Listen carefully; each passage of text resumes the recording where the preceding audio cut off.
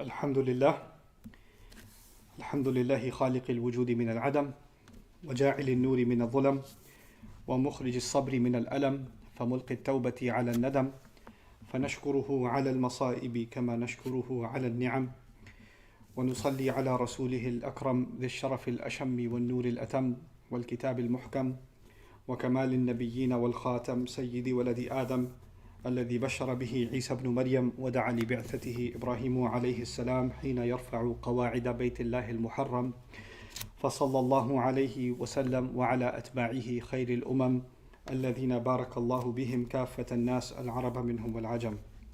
فالحمد لله الذي لم يتخذ ولدا ولم يكن له شريك في الملك ولم يكن له ولي من الذل وكبره تكبيرا.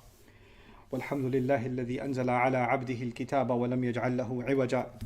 والحمد لله الذي نحمده ونستعينه ونستغفره ونؤمن به ونتوكل عليه ونعوذ بالله من شرور أنفسنا ومن سيئات أعمالنا من يهده الله فلا مضل له ومن يضلل فلا هادي له ونشهد أن لا إله إلا الله وحده لا شريك له ونشهد أن محمدا عبد الله ورسوله أرسله الله تعالى بالهدى ودين الحق ليظهره على الدين كله وكفى بالله شهيدا.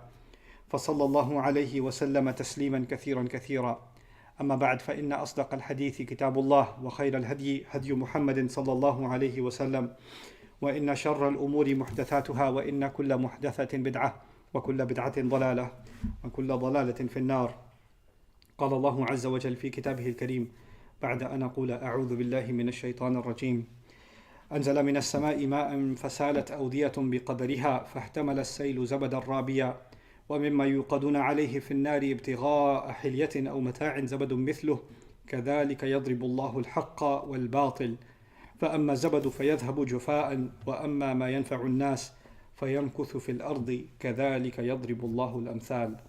رب اشرح لي صدري ويسر لي أمري واحلل عقدة من لساني يفقهوا قولي. واللهم ثبتنا عند الموت بلا إله إلا الله واللهم اجعلنا من الذين آمنوا وعملوا الصالحات وتواصوا بالحق وتواصوا بالصبر آمين يا رب العالمين. Today's khutbah is particularly difficult given the circumstances that many of you have been following in the news that are coming out of France. It's a scenario and a circumstance that Muslims have not faced for the first time. This is something that's been ongoing, and any of you that have come into consciousness and adulthood in the last 30, 40, 50 years have seen this play out over and over and over again.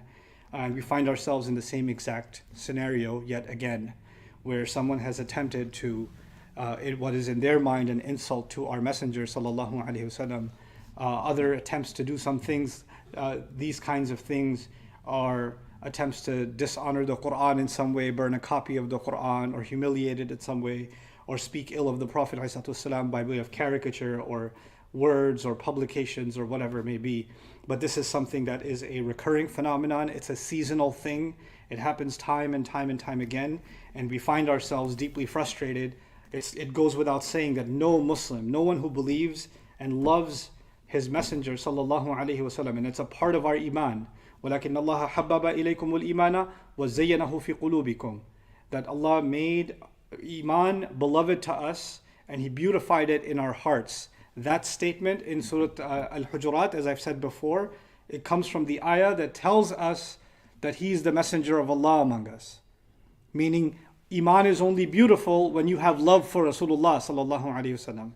And it's very more than obvious for any of you that are Muslim that are listening right now, that if you were walking down the street and somebody humiliated your mother, your sister, your wife, your daughter, you would not just walk by. You would not be offended. You wouldn't just say, oh, the rest of the family have sabr, it's okay. You wouldn't do that. It's not something that's, and if you would do that, there would be something wrong with you. Because part of having honor is to protect those that you honor. This is not just something Muslims carry, by the way. This is something people of other faiths carry. Some guy could be with his girlfriend at a bar, and some guy looks at her funny. And he says, what are you looking at? Or you disrespected, my wife or my girlfriend, and they'll start a fight. It happens all the time. When you're protective over someone, when you have honor for someone, when they are yours and you are theirs, then you do not tolerate someone humiliating them. So the idea that Muslims shouldn't be offended that something like that is done, Let's just cast that out of the way. Let's first cast that. And you know what? There's more to say, right? Because if I say that we're offended, am I condoning the heinous satanic act of killing somebody because they insulted Rasulullah sallallahu alaihi wasallam? No, and no Muslim ever does. No Muslim who knows anything about the Book of Allah would ever actually do that. And I would challenge you, if you think you know the Book of Allah and you think that's okay, because then you don't know the Book of Allah, I would challenge if you even believe in it. If you think that's okay. If you think killing an innocent person is okay, or killing someone for the ideas that they carry, no matter how much you disagree with them, that giving them any bodily harm is okay for you. Islam is a battle of ideas. It doesn't need somebody's hands to win. Rasulullah ﷺ was given the Quran, and the Quraysh didn't know how to handle it. They didn't know how to respond. So they decided to resort to violence to shut the Quran down. But Allah did not have to reveal for the Rasul ﷺ to fight the Quraysh in Makkah, because the Quran was so powerful that they couldn't dismiss it, it wouldn't go away. They tried to make fun of it, it wouldn't go away. They tried to call it poetry, it wouldn't go away. They called it magic, it wouldn't go away. They called him a liar, it wouldn't go away. They're like, we gotta beat up his followers, it's not going away. No, you know what, we have to kill him, this is not going away. And Allah in all of that time, the only thing Allah gave His Messenger ﷺ is the Book of Allah, which kept on strengthening those who believed, and it kept on disturbing those who don't. It kept on disturbing them. The words of Allah were more powerful a response to any violence they came up with. This is the seerah of our Messenger ﷺ. When the time for words was over, when finally Allah revealed for the Prophet ﷺ to leave, and when Allah revealed for the Prophet ﷺ to pick up arms, because it was revelation that told him to do so. That was a different era altogether. But let's start with the basics, because I expect Muslims and non-Muslims are listening to what I'm saying right now. So let's get some things out of the way. I am not here to state the obvious, even though, once I do state the obvious, I'll tell you why that is wrong. For 1/5 of the world's population to be expected to say, we condemn the killing of an innocent human being, we condemn the killing of a teacher, or we condemn killing inside of a church. For us to be, and until I come out and condemn that, there's something guilty about me. I'm hiding some sort of an agenda, right? Because now I represent the most psychotic, neurotic person you can find that carries the name of a Muslim or says a phrase that a Muslim would say, and therefore their behavior is something I need to distance myself from. Because there's a commonality between them and me. They use the word Allah that I use. Therefore, I am half guilty already. Therefore, I must prove my innocence first. The killing of one innocent human being is disgusting. I believe in the Quran, when it came, Allah Azza wa Jal told His Messenger sallallahu alaihi wasallam to speak up for the baby girl that's being buried alive by the pagan Arab, who was born in a pagan family, who had nothing to do with this religion. The Quran told me to come and speak about the orphan that was being pushed around. The orphan's a pagan and the one pushing him is a pagan. And the Quran came and didn't say, well, they're a Muslim, therefore you should stand up for them. We stand for it. No human life is worthless, Muslim or non. That's the Muslim view. So let's, and you know what? My intention isn't even to talk to Muslims on this point. I'd like to remind Muslims of this point. That every single life, the taking of one life, فَكَأَنَّمَا قَتَلَ النَّاسَ جَمِيعًا, is Allah's words. And Allah's words are above your feelings, no matter what you think of non-Muslims. No matter what you think of them. That's first. Let's be clear about that. But let's not be children either. And I'm sorry, some things I'm going to say today may be offensive to some. But I'm actually not really sorry. These are things that are brewing inside me for a long time. And I expect, I'll also give some disclaimers. And I pray Allah gives me clarity of thought. I'll give some disclaimers. I don't claim that I have the answers to this problem. I do not claim this. I can claim that I have some observations. And they're very painful observations.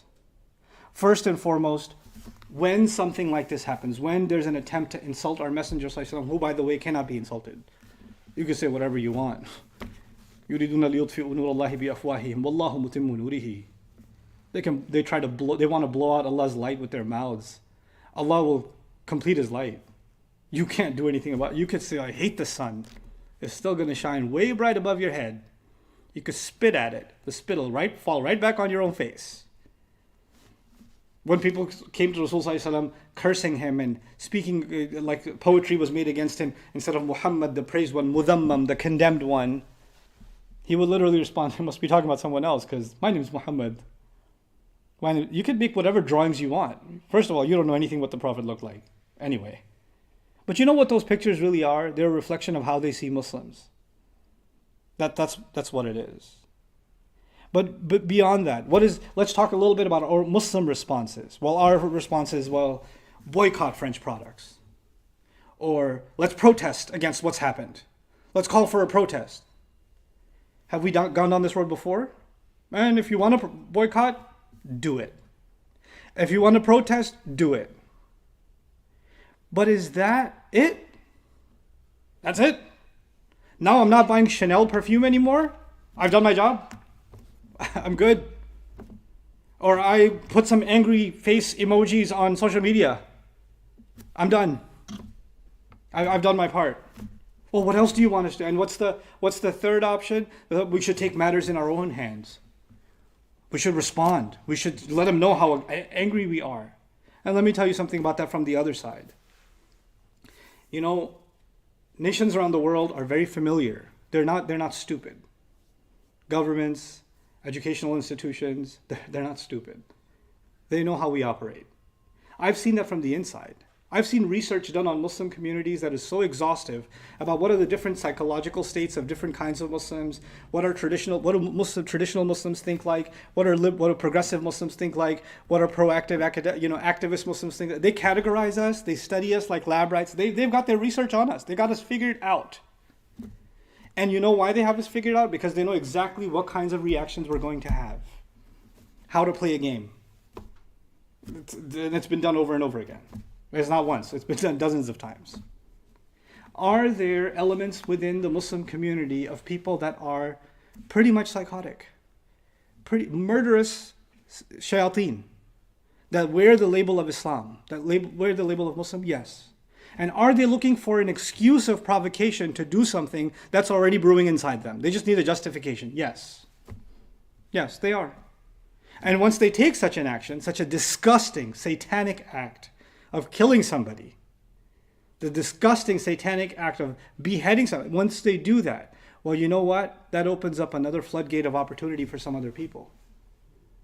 Because they know the Muslims are not out to behead people. They already know that. They've done their research, believe me. They know. They've surveyed our communities. They know. What they do know, though, is Islam is... It's not losing its original flavor fast enough. These people still want to eat halal meat. These women still want to wear hijab. These guys still aren't, they're still dressing modestly. They're still going to the mosque. The churches are empty and that's okay, but these mosques, they're still filling up. And it's not a good look for us. It looks good when we colonize their lands and then impose our will and our education systems on them and teach them that Arabic is not important, the prayer is not, Quran is not important, learn French, learn English, learn German, so you can move up in the world. But when we bring these backwards villagers to our countries, then they need to get with the times and modernize themselves. And if they're still holding on to the religion, they must be extreme in some way. So let's first make sure we demonize them by calling them extremists, right? And justify the most evil among them, or the crazy among them. Let's find some case, and that will justify how we deal with all of them. All of you are crazy until we say otherwise, right? There are plenty of countries in the world today where if you pray 5 times a day, you're an extremist. Plenty of countries where you got questioned. Do your parents pray at home? They pray? There are countries in the world where if you dress a certain way, you'll be followed around. It's a reality. There are countries in the world where you can't get certain jobs. There's no way you'll get into certain institutions, certain places because of your Islam, because you're wearing your Islam outright. You need to hide it. You need to be scared of it. You need to let it go. And that this idea of, insulting someone in the name of free speech, the hypocrisy of it is so loud. It's so incredibly loud. Today, there's a political movement against racism. So if someone even in these countries were to say something racist, outright racist, there would be a public outcry. No, you can't say that. You can't teach that in schools. You lose your job. Why? Because it's against the sensitivity of a certain group of people. You have them feeling inferior. And that's absolutely correct. But now, for Muslims, fair game, right? You can offend them all you want because they're probably extremist anyway. They need to learn to get with the program with the rest of us. This is the position we keep getting put into. But what is our response supposed to be besides beyond anger, beyond protest? How many hours are you going to stand outside with a picket sign? What is we're 1/5 of the world's population. We have the most powerful document in existence in our possession, and we recite it rigorously with our hearts and souls. And we can't come up with a better solution? We can't come up with something smarter? And what do? We put the expectation on Muslim governments, right? Muslim countries should boycott all trade with these countries until they apologize for what they did. We should, cut off our trade routes and airspace from them, and we should, put sanctions among them. Good luck with that. You can ask that all you want. That's not how the real world works, and let's grow up and realize that. Instead of saying what the Muslim governments should do and should do and should do, let's just kind of look at reality for what it is. So, what are we supposed to do then? What in the world are we supposed to do? You know what we should do? We should do the thing that pleases Allah the most, and the thing that kuffar who hate Islam hate the most. The thing that Allah loves the most, the thing that the kuffar hate the most. There's a phrase about that in Surah Al-Fath. Allah describes the Prophet ﷺ as a farmer. He says, يُعْجِبُ الزُّرَّاعَ لِيَغِيظَ بِهِمُ الْكُفَّارِ. The farmer is impressed with the crop, and as the crop cultivates and grows, it angers the kuffar. It angers the disbelievers. Why is this crop growing and maturing? Why is it maturing? What is the maturity of the crop that the Prophet ﷺ raised? Study that ayah carefully and you'll find it's how he cultivated his companions, radiyallahu anhum ajma'in. The Quran was flowing through their veins. They understood what this worldview is and they stood with it with confidence. This is the time for you and me to show how much Islam is an inseparable part of our identity. And an inseparable part of our identity for generations to come. If you're somebody who was barely praying, you should say, you know what? Because you hate my Islam so much, now I'm going to pray 5 times. You were thinking about hijab, you're not sure about, you know what? Because you hate Islam so much, and because you want me to let it go, now I'm going to wear it even more. Now I'll put it on. I was thinking about my beard. Nope, now it's coming. Because I will offend you with what makes Allah happy. What brings me closer to my Prophet. I will offend you with it. You like offending him? Oh, I love offending you when you hate him.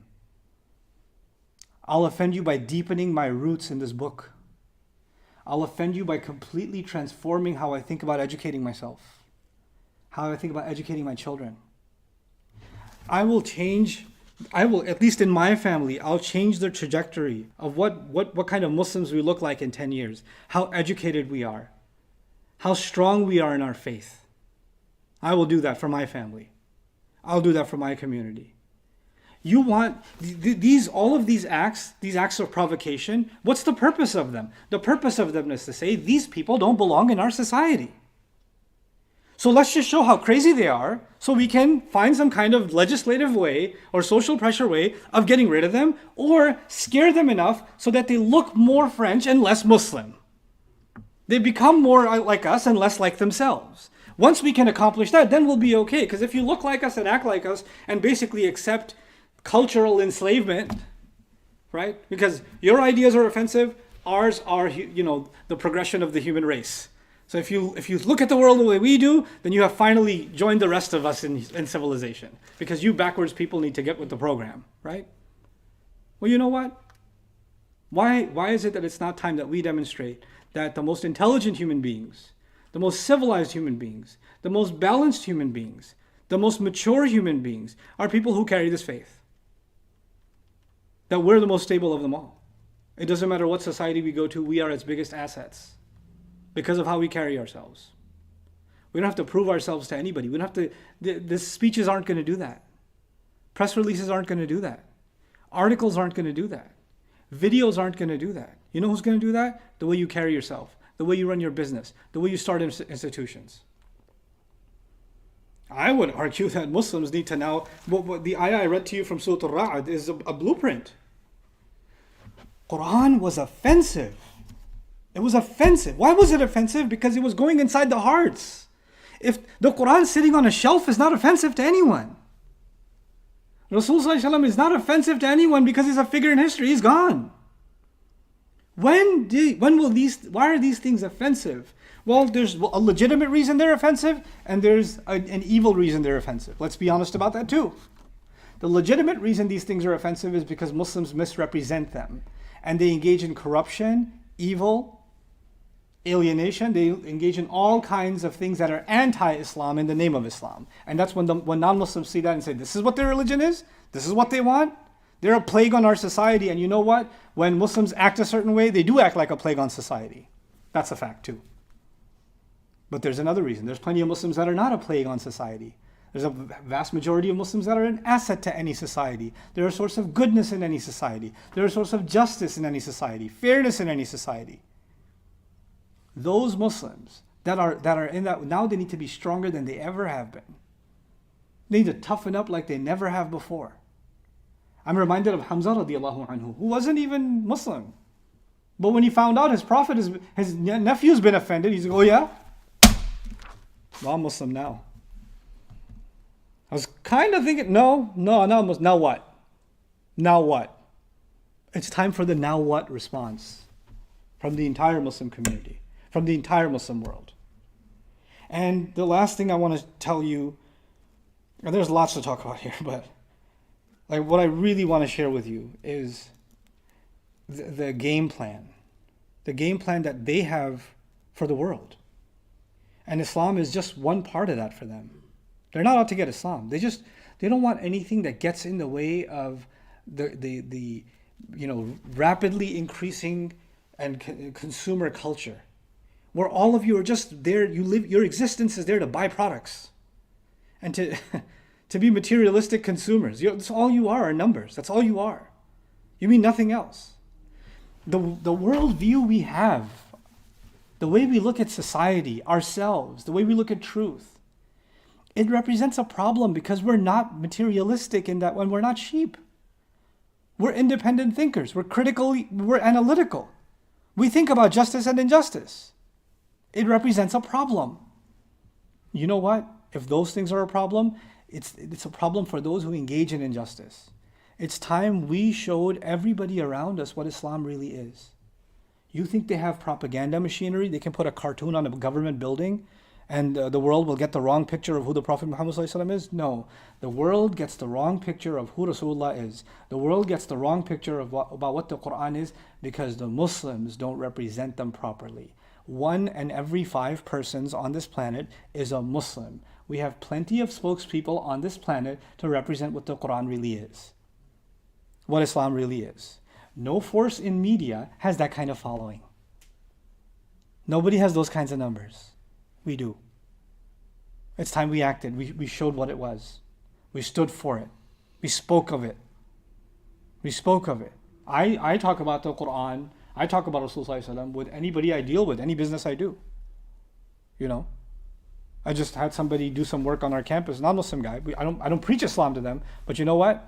Any chance I get. So I say, hey, I forgot to send you an invoice. But payment was due last week. And I immediately write back to him, man, our teaching is, our Prophet told us, before the sweat dries up, you should pay the worker. We'll take care of it right away. And he just writes back, man, I wish other people followed this teaching. Right? This is what we got to do now. We have to introduce the Prophet ﷺ with the way we do business. We have to introduce the Prophet ﷺ and the Quran with the way we carry ourselves in society. We are now its ambassadors. Stop thinking that governments will come in and help. Stop thinking that billionaires will come in and help. Stop thinking that media organizations will come in and help. You are the media. I'm the media. And we've got to do what does not dissuade us from this nonsense. These people, these attacks on the Prophet ﷺ, these attacks on the Quran will never get rid of the Quran. They will never reduce the status of the Prophet ﷺ. Never.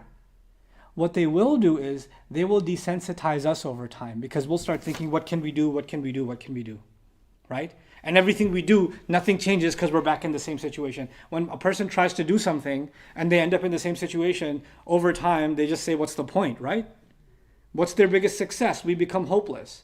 But if you're in the middle of planting a seed and people are distracting you, and then you're still planting a seed and they say, what are you doing? It's not even a tree yet. And you're not bothered by it. You're just watering the soil, because these people that want to keep this place a desert, when that tree comes out and it won't go anywhere and its fruits keep coming out, then maybe our response is a slow response. It's a measured response. It's a Quranic response. The ayah I read to you in Surah Al-Ra'd, and I'll end with it, is salat awdiyatun biqadriha. Man, you know Allah describes the coming of the Quran in Mecca. Allah says Allah sent water from the sky and the valleys got flooded. The valleys got flooded. You know what that is an image of? Quran came from the sky and Mecca got flooded. People even who hated Islam knew about the Quran now. They couldn't get it out of their head. Wallahu ala kulli shay'in qadir. Wallahu ghafurur rahim. Allahu la ilaha illa huwa al-hayyul qayyum. There are phrases in the Quran that got repeated so much, they became coined phrases in Makkah. Even the mushrikun are like, how is this happening? Why is this happening? How do we put a stop to it? You think Rasulullah was offensive? The kindest human being that ever lived, rahmatan lil alameen. The people that they trusted, Sadiq and Ameen, they hated him so much, right? You know what that means? There's nothing wrong with you. You could be the nicest person.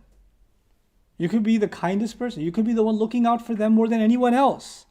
But once you stand by this book, you are public enemy number one. This is unpopular. This is against our society. This is uncivil. This is a threat. Whether it's a threat or not is not even the point. And when some will act in that evil way that some have, to wreak havoc on the rest of the community, then all they needed was that justification to be able to label everybody else. And now you're too busy unlabeling yourself, and I'm too busy unlabeling myself. No, we're not those crazy people. No, Islam doesn't say that. No, Islam hasn't said that for 1.5 million. Read. No scholar has said that. Muslims have been a part of the civilization of Europe, of Africa, of Asia, continents. Islamic scholarship isn't Arab scholarship. It's an international, multi-civilizational, scholarship that has thrived alongside Jewish and Christian communities, and Hindu communities and Buddhist communities for centuries upon centuries upon centuries. There's a history. And for us to think that somehow we have to either we have to get on the back foot and apologize for being Muslim, or we have to, justify the insanity. As if Allah does not give us a response. We need to stop being reactive. Somebody needs to say something. Stop thinking like that. What is that going to do?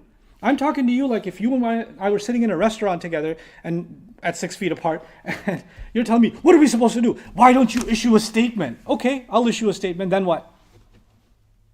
What's going to happen? You're going to read this statement and say, oh, he issued a statement. Oh, we're okay now. This is how we think now? This is our response?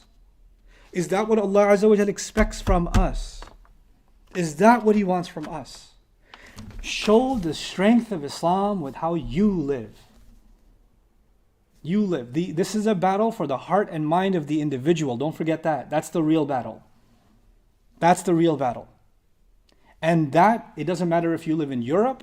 It doesn't matter if you're in Africa. It doesn't matter. And by the way, let's face the hypocrisy. It doesn't matter if you're in a Muslim country where you can get fired for not going to the Christmas party, because that's a reality in the Muslim world too. Because you're not getting with the program. This is not just the Westerners trying to Westernize Islam. Please. There are plenty of people in plenty of continents other than Europe, Muslims, that are more enslaved to Western domination in their head than even politically. And they're imposing that will onto society. They're imposing that onto society. Whose slave are you? Whose slave are you? You have to really ask yourself that question. What is your life supposed to mean? How will you make the power and the beauty and the universal messaging of this religion be seen for what it really is? Just for what it represents in reality. How am I going to do that? How are you going to do that? When we put our heads down and we put ourselves to work like that, then the noise will come and go. I read that ayah, I keep referring to it. I didn't even get through the whole ayah, but I'll just one thing I'll mention. Al-labibu min al-isharati yafhamu. In Urdu they say aqlmand ke liye ishara kafi hai. And a smart person can take a hint. A smart person can take it. What does Allah say? فَأَمَّا الزَّبَدُ. He says, فَأَمَّا الزَّبَدُ فَيَذْهَبُ جُفَاءً فَأَمَّا مَا يَنْفَعُ النَّاسَ فَيَمْكُثُ فِي الْأَرْضِ. Let this part sink inside you like rain sinks inside the ground. Listen what Allah says. He says, as for froth, you know what froth is? When rain comes, there are pebbles on the ground, dried leaves on the ground, twigs on the ground. They're basically dirt. They're dirty. What does floodwater do? It washes it away, right? Allah says, as for the froth, and you know when water foams up, it's also called zabad. You know when floodwaters foam up and bubbly and dirty? That's called zabad. He says, as for that foam, it shall wash away. And as for what benefits people, will go deep inside the soil. What's he talking about? When there's words being said, there's words being said by people. There's words being written by people. But many of those words are nothing but what? It's froth. It'll come, it'll look like it's a flood, but it's just dirty. It'll get washed away. And the thing that will remain is the water that goes deep inside the earth, and what will produce trees and life will be produced. Understand the difference between the power of the word of Allah and the filthy words of people. These people's words will come and go and they will disappear. They will have no mark in history. They will have no impact in the world. And we have what can transform the world. Transform it. Completely transform your world and the world around you. Transform your business. Transform your school. Transform your neighborhood. But we want to go top down. We want the governments to change. We want civilization to change. Us versus them. No. Plant a seed. Plant a seed. Let its shade fall on the believer and the disbeliever. Let even the one who never knew what to believe feel its shade and eat of its fruit and say, wow. How come so people were yelling at you because you were planting that tree? I want to join the farm. I want to be part of that garden. Become that. Seriously contemplate what I'm trying to get across, and I pray I have some clarity in what I'm trying to get across. We need to stop thinking that our angry outbursts, our momentary outbursts, are some kind of a solution, because they're not. Yes, you can have legitimate, within legal means, responses, reactions, letters, I even recommend lawsuits. I even recommend it. You don't think those kinds of cartoons are traumatic to children? That's not offensive to children? You don't think that hurts their psyche? And we shouldn't stand up for the mental health, at least, of our children? These are not worth legal action? Absolutely they are. Absolutely. No way around it. Take all of those actions, but understand something. Those are just reactions. That's not the action needed. That's the reaction for the time being. The real action needed is for this ummah to wake up, to actually be someone that Rasul can make shafa'ah for on Judgment Day. These are the people who carried my word. فَلْيُبَلِّغِ شَاهِدَ الْغَائِبِ. Let the one who's here deliver it to the one who's not here. Well, you know what? Ain't nobody here. We're here now. We got to deliver it. We got to stand for it. You really love your Prophet ﷺ? Then take on his mission. Represent it. You really love your Prophet ﷺ? Let me try to be more like him and be proud of being like him. Stand by it. And from there, Allah's help will come. From there, these challenges will come and they will fall off like froth. And what stays deep inside will make us firm. وَثَبِّتْ أَقْدَامَنَا وَانْصُرْنَا عَلَى الْقَوْمِ الْكَافِرِينَ.